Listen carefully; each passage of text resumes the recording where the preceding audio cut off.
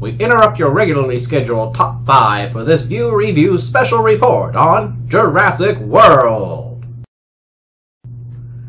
Hey there, geeks, it's Baka here. And yeah, I realize that the summer season just started and there should be a Baka's top 5 today, but there's not. There's this. This is a View Review special report on Jurassic World. Now, why am I doing this, even though I said this the summer season was going to be regularly scheduled? Do I not have a top 5 for this week? I do, actually. I'm going to hold that off till next week, though. The reason being is I just saw Jurassic World today. Today, the day of this taping being Tuesday. It just came out this past Friday. And Jurassic Park and its franchise, I suppose, has played a major part in my life, and so I wanted to share with you guys my thoughts on this movie. Now, this movie has already had the top grossing opening weekend for a movie ever, beating out Avengers Age of Ultron, which just got it. So it's financially successful. Is it successful as a movie, and what could make it successful or unsuccessful? Those are the things that I'm looking at. So a little background from me. Jurassic Park, which came out 22 years ago when I was 11 years old, was something that my brothers and I watched a lot. Let's see, I was 11, my older brother was 15, and my younger brother was 7. Now, my younger brother Alex especially loved this movie. He would watch it daily. Now, I can't rag on him, and Alex, if you're watching this, I'm not going to rag on you for that, because I watched the Ewok TV movies every day when I was a kid, and I watched Ghostbusters a lot, but who can blame me? Ghostbusters is awesome, and Star Wars. Anyway, that's neither here nor there. So, it's played a big part, and yeah, Lost World was not what everyone hoped for, and Jurassic Park 3 was what no one hoped for. Yeah, I said it. I don't think anyone's going to argue with me. And if you do, go watch it again. Anyway, so going into Jurassic World, which made me think of the difference between Disney World and Disneyland. Not Disney Park, though. I went in with pretty much no expectations for it. Some of the trailers were a little lackluster. Some were kind of cool. Nothing made me go, ooh, it's Jurassic Park-ish. Like, it's got that same get me as Jurassic Park did. So I never expected that. I hoped it would be at least as good as Lost World, and I was pretty sure it was going to be better than Jurassic Park 3 because Jurassic Park 3. So I go into it no expectations. Now, right out of the gate, I will say, yeah, I'm pretty confident with those assumptions. I thought it was better than Lost World. I mean, I like Ian Malcolm. I like Jeff Goldblum's characters. That's really all I can say about Lost World. And yeah, it was definitely better than Jurassic Park 3 because, well, Jurassic Park 3. Obviously, though, I did not feel that it was as good as the original. Graphics-wise, yeah, I'll give it to them. Just as good. Just as good as 22 years ago. Because the graphics in Jurassic Park were fantastic. It's what all practical and CGI effects to this day are judged against. From 22 years ago. Take that, Spider-Man 2, and your crap... Oh, wait, was it Spider-Man 2? Maybe it was Spider-Man 1. I don't really remember. It had really bad graphics. Really bad CGI. Anyway, off topic. Back to Jurassic World. So, the basic premise, without giving spoilers, is it is relatively 22 years after Jurassic Park. So, Hammond is dead, which is really sad because the actor really just did die, like, the last month. Kind of awkward. But so he's gone. InGen Jurassic World, that whole thing. The ownership is kind of confusing. First, it looks like this Middle Eastern guy is the guy who runs the show. Apparently, he's only really in charge of the Jurassic World part, and then InGen itself, the board of directors, is running a whole other part and is much more militaristic and looking at how can dinos be of service to the military. So there's that. Jurassic World, though, everything is a lot more controlled than Jurassic Park, obviously. There's a lot of attractions, a lot of, got to bring out a new dinosaur every 3 years or so to keep the attendance up, to keep people coming back. When, it's been apparently about 3 years and they're having 20,000 people a day, which I'm guessing, just like is mentioned in the first movie, the price of tickets is pretty high. Just saying. So, what this movie does is it follows two brothers, one named Zach, the other named Gray, because people name their kids Gray. The color. There you go.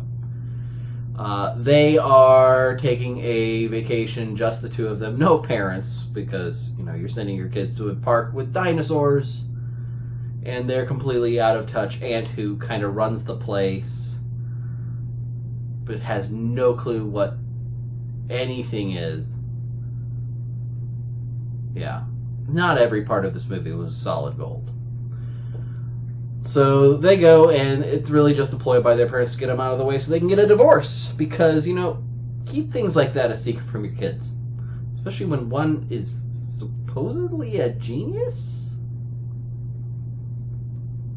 No more on that later, because it really wasn't explored at all.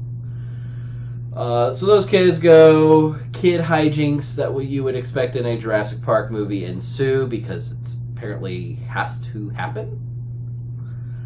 You have the main guy, if you will, the Alan Grant of this movie, the Ian Malcolm of this movie, played by Chris Pratt. His name is Owen Grady. He is a former Navy specialist who is somehow an expert trainer of velociraptors. And he's got his little pack. We've seen them in all the previews. It's what they've centered around. He's got his smarmy kind of lines, his Star-Lord-esque lines, but they're really cheesy in this movie. They're one of the worst things about it, actually. And you've got the bad guy human, Vincent D'Onofrio. I cannot say his name right. Who is the militaristic side of InGen, blah, blah, blah, blah, blah. Basically, you get... You get Henry Wu, the lovable, naive scientist from Jurassic Park, who's the man responsible for all of our dinosaur wonders here.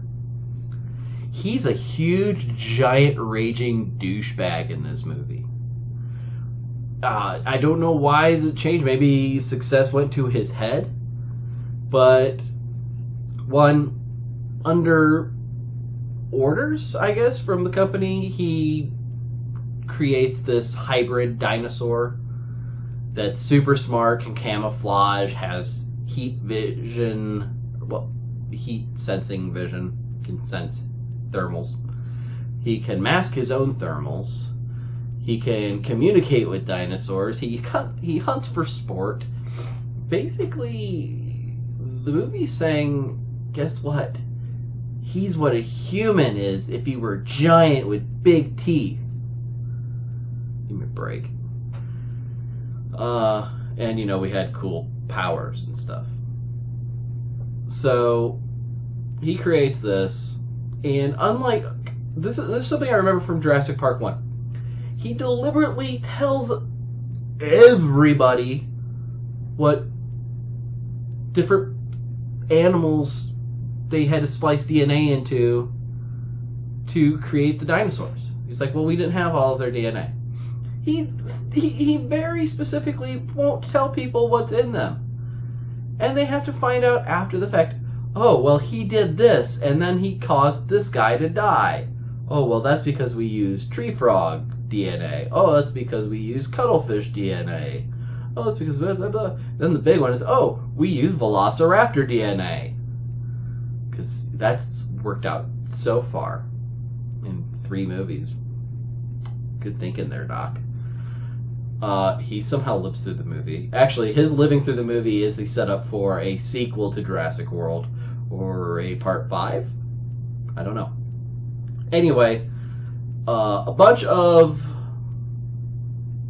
generic, running, hiding, screaming, surviving, people not surviving, dinosaurs eating people in ridiculous ways, dinosaurs fighting other dinosaurs.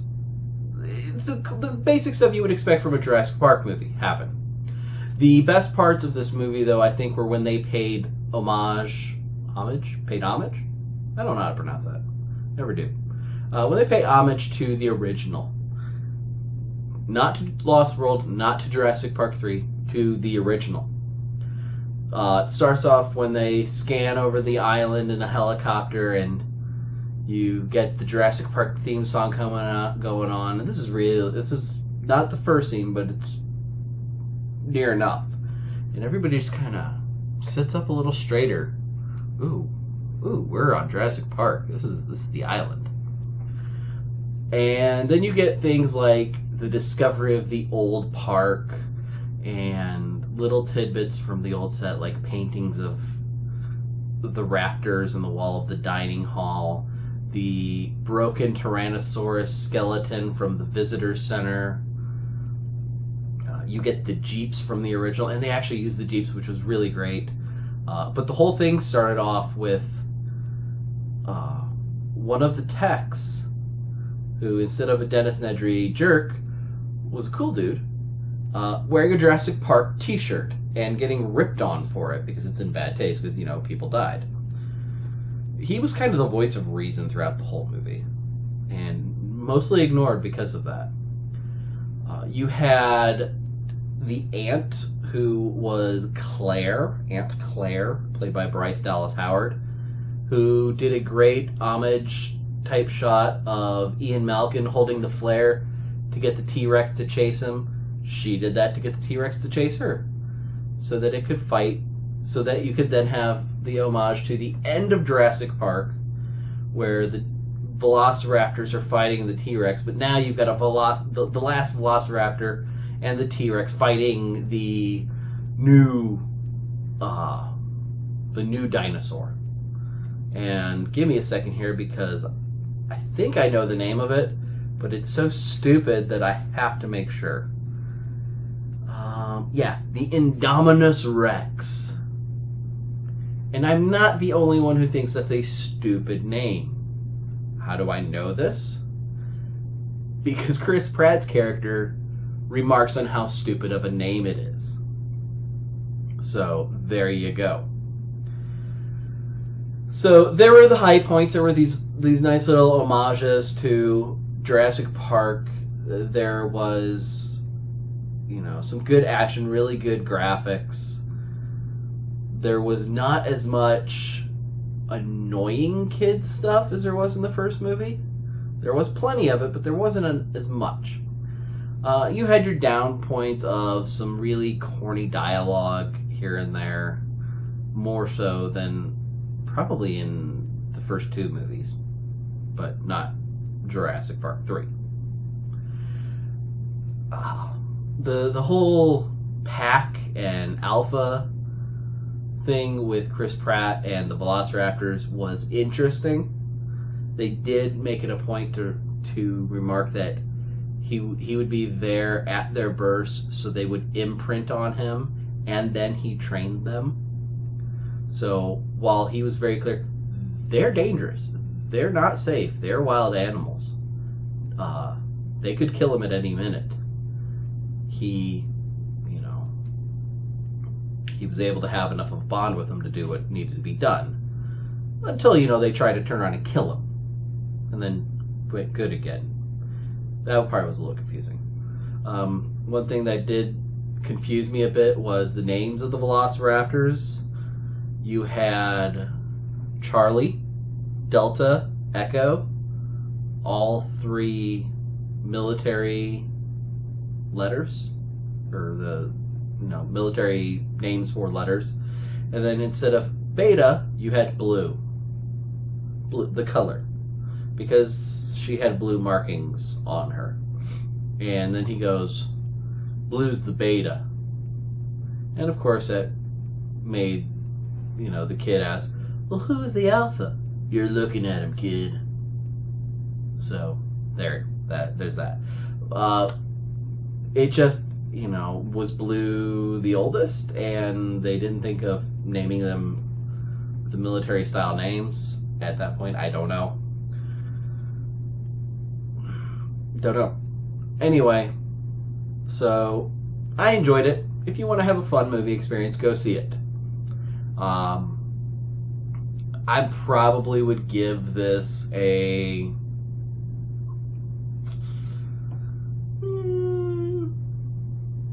3.5 out of 5 stars. Or 3.5 out of 5 Velociraptors. How about that? Anyway, that's the end of this special review. So tomorrow there's going to be a Wide World of Geek where, I could have covered this, but I'm going to talk about E3 tomorrow. Next week there will be a Bacchus Top 5, so keep it geeky.